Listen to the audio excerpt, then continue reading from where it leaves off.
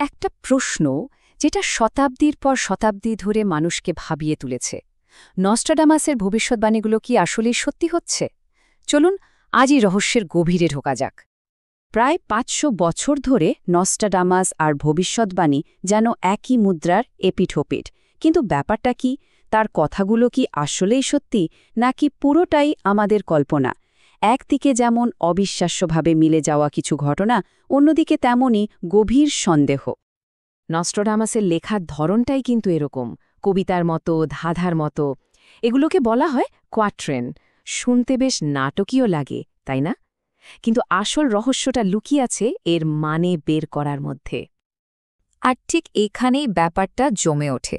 আগের স্লাইডের ওই অস্পষ্ট কথাগুলোর সাথে ইতিহাসের এত বড় একটা ঘটনাকে যখন জুড়ে দেওয়া হয়, তখন স্বাভাবিকভাবেই মনে হয় এর মধ্যে নিশ্চয়ই কিছু একটা আছে।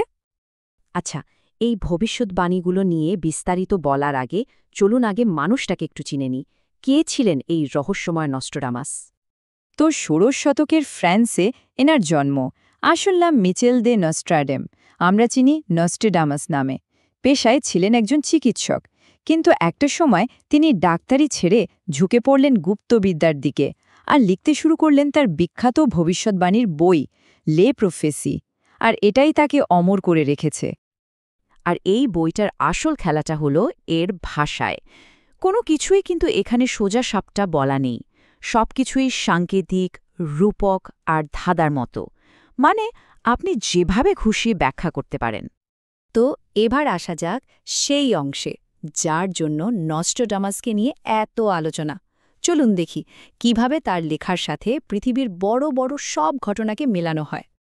এই লেখাটাকে বলা হয় ১৬৬৬ সালের গ্রেট ফায়ার অফ লন্ডনের ভবিষ্যৎবাণী। কিন্তু প্রশ্ন হল, কিভাবে? এই অস্পষ্ট কথাগুলোর সাথে লন্ডনের আগুনের কি সম্পর্ক? এইখানেই দেখুন আসল মজাটা। ২৩ আর ৬, মানে ২০ গুণ ৩ যোগ ৬ দাঁড়ালো ৬৬। আর লন্ডনে আগুন লেগেছিল ১৬৬৬ সালে। কি অদ্ভুত, তাই না? এটা কি শুধু একটা কাকতালীয় ব্যাপার? আর এবার যেটা আসছে সেটা সম্ভবত নস্ট্রাডামাসের সবচেয়ে বিখ্যাত ভবিষ্যৎবাণী। আর এর কারণ হল একটা মাত্র শব্দ, হিস্টার। হিস্টার আর হিটলার নাম দুটো খেয়াল করেছেন? এই মিলটা এতটাই অবিশ্বাস্য যে অনেকেই বলেন এটা শুধু কাকতালীয় হতেই পারে না। এটাকেই নস্ট্রাডামাসের পক্ষে সবচেয়ে বড় প্রমাণ হিসাবে ধরা হয়। আচ্ছা, এতক্ষণ তো আমরা শুনলাম বিশ্বাসের কথা, কিন্তু সবকিছুরই তো একটা উল্টোপিঠ থাকে, তাই না? চলুন এবার একটু সমালোচকদের চোখে দেখি ব্যাপারটা। হ্যাঁ, সংযোগগুলো বেশ অবাক করার মতোই মানতে হবে, কিন্তু এই যে ব্যাখ্যাগুলো, এগুলো কি আসলেই নির্ভরযোগ্য, নাকি আমরাই জোর করে সবকিছুর মধ্যে একটা যোগসূত্র খুঁজে বের করছি? সমালোচকদের মূল যুক্তিটা ঠিক এখানেই। লেখাগুলো এতটাই অস্পষ্ট আর গোলমেলে যে কোনো ঘটনা ঘটে যাওয়ার পরে সেটার সাথে মিলিয়ে একটা মানে বের করে ফেলাটা খুবই সহজ।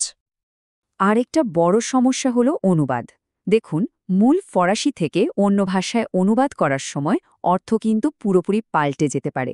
যেমনটা এখানে দেখা যাচ্ছে, বিশাল পাখি হয়ে যেতে পারে বড় মুরগি, আর ভাবার্থটা তো আকাশ পাতাল বদলে গেল। আর এর পেছনে কাজ করে আমাদের মনের একটা প্রবণতা, যাকে বলে কনফার্মেশন বায়াস। মানে আমরা যা বিশ্বাস করতে চাই সেটার পক্ষেই প্রমাণ খুঁজি। কেউ যদি ধরেই নেয় যে নস্ট্রাডামাস হিটলারের কথা বলেছেন, তখন হিস্টার শব্দটা তার কাছে অকাট্য প্রমাণ মনে হবে। অন্য সম্ভাবনাগুলো সে আর দেখতেই পাবে না। আচ্ছা, একটা প্রশ্ন তো আসে, যদি লেখাগুলো এতই অস্পষ্ট হয়, তাহলে ৫০০ বছর পরেও মানুষ কেন এগুলো নিয়ে এত মেতে আছে? এর পেছনে মনস্তত্ত্বটা কি? আসলে এর কারণটা বেশ গভীর। আমাদের মন সবসময় একটা নিশ্চয়তা চায়, একটা প্যাটার্ন খোঁজে। আর নস্ট্রাডামাসের ধাঁধার মতো লেখাগুলো আমাদের সেই প্যাটার্ন খোঁজার খোরাকি যোগায়। এটা একটা রহস্য, যার সমাধান করতে আমাদের ভালো লাগে। আমরা তো আসলে গল্প শুনতে ভালোবাসি। নস্ট্রাডামাস আমাদের সেই গল্পের একটা দারুণ কাঠামো তৈরি করে দেন, যা দিয়ে আমরা অতীত আর বর্তমানকে এক সুতোয় বাঁধতে পারি আর সবকিছুকে অর্থবহ মনে করতে পারি। তো আমরা দুটো দিকেই দেখলাম, একদিকে বিশ্বাস, অন্যদিকে সংশয়। তাহলে শেষ কথা কি? নস্ট্রাডামাস আসলে কি ছিলেন? দেখুন, একদিকে যেমন আছে চমকে দেওয়ার মতো কিছু মিল, অন্যদিকে আছে আমাদের নিজেদের মনের খেলার যুক্তি আর ভাষার সীমাবদ্ধতা। এখন প্রশ্ন হলো, কোনটা বেশি শক্তিশালী? তাহলে কি নস্ট্রাডামাস সত্যিই ভবিষ্যৎ দেখতে পেতেন, নাকি তিনি আসলে একটা আয়নার মতো, যেখানে আমরা ভবিষ্যৎ নিয়ে আমাদের নিজেদের ভয় আর আশাকেই দেখতে পাই? হয়তো আসল প্রশ্নটা এটা নয় যে তার ভবিষ্যৎবাণী সত্যি কিনা। আসল প্রশ্নটা হলো, আমরা কেন বারবার ভবিষ্যতের উত্তর খুঁজতে অতীতের দিকে ফিরে তাকাই। নস্ট্রাডামাসের আসল রহস্যটা হয়তো তার লেখায় নেই, আছে আমাদের মনের মধ্যেই।